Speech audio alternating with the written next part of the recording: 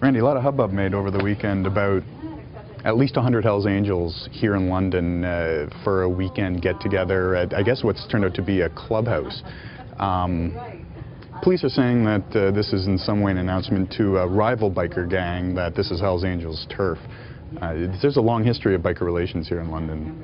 What do you know about that? Well, both the Hells Angels and their main rivals in London, the Outlaws, have had a long tradition of tension here. Both have had sort of roller coaster rides when it comes to their successes and failures.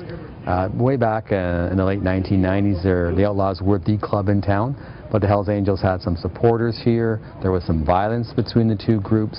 Some of the people involved in drug trafficking here had ties to the Hells Angels in Quebec. So it went back and forth for years, but in the early 2000s, as the Hells Angels moved into Ontario, they established a foothold in London, first with some supporters and then a clubhouse. This is the third incarnation of a clubhouse for the Hells Angels here.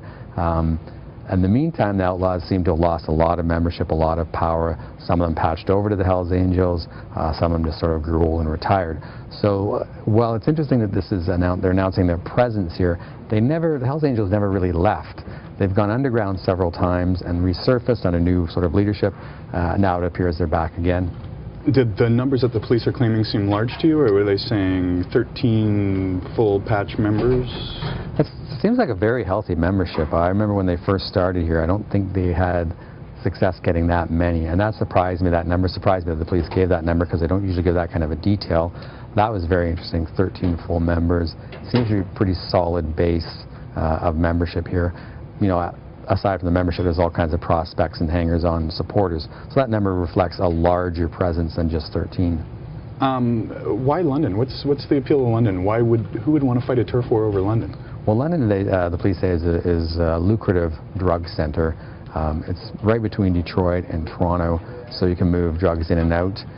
It's got its own sort of base of clientele, so to speak, in southwestern Ontario, and it's just a perfect spot to move anything.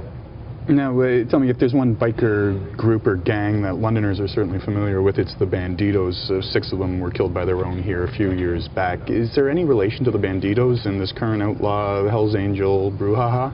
There isn't a sense that the Bandidos, after the massacre, left a giant vacuum.